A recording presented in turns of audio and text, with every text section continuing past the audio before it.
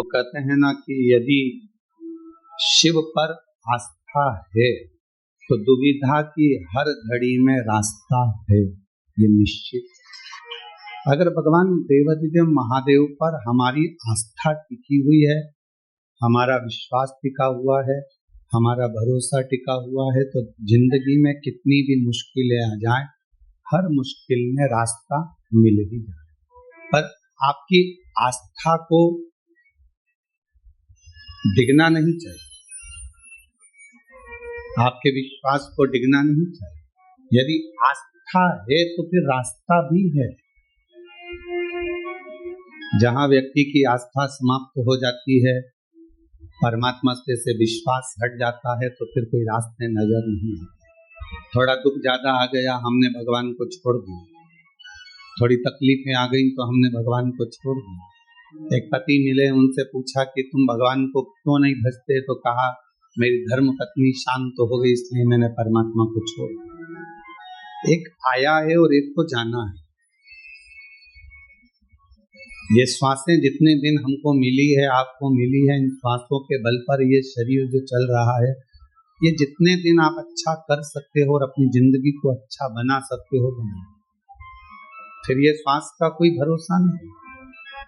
विश्वास और आस्था के बल पर ही परमात्मा रास्ता दे। मेरी धर्म पत्नी चली गई, मैंने भगवान को उठाकर रख दिया, अब मैं भगवान को कभी नहीं पूजूंगा। हमने पूछा भगवान ने तेरा क्या बिगाड़ा कि मेरी पत्नी चली गई? तो हमने पूछा भगवान आए थे लेने के लिए? तो लेके तो वही गए हैं।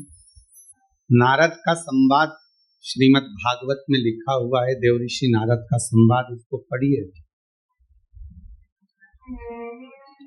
नारद जी ने भगवान विष्णु जी से जाकर प्रश्न किया कि ध्रुव जी की उम्र 4 वर्ष की है, प्रहलाद जी की उम्र 5 वर्ष की है,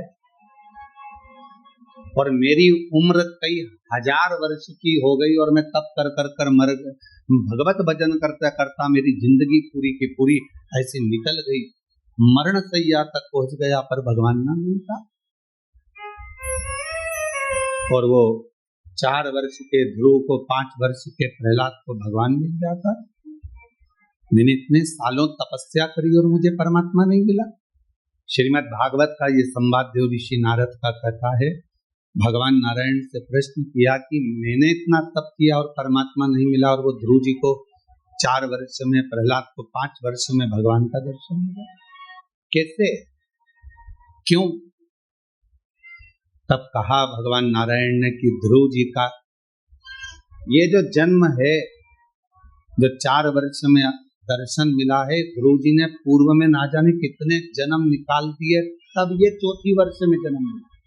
यहाँ तुम्हारी उम्र नहीं देखी जाती परमात्मा के पास।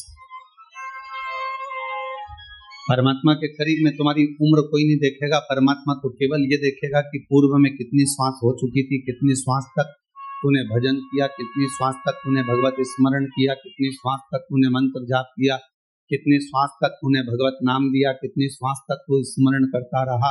उन श्वासों के बल पर तेरा काउंट करा जाएगा और फिर उस काउंट में तेरे को दर्शन मिल जाएगा। अब वो भाई बोला कि मेरी पत्नी मर गई, तो मैं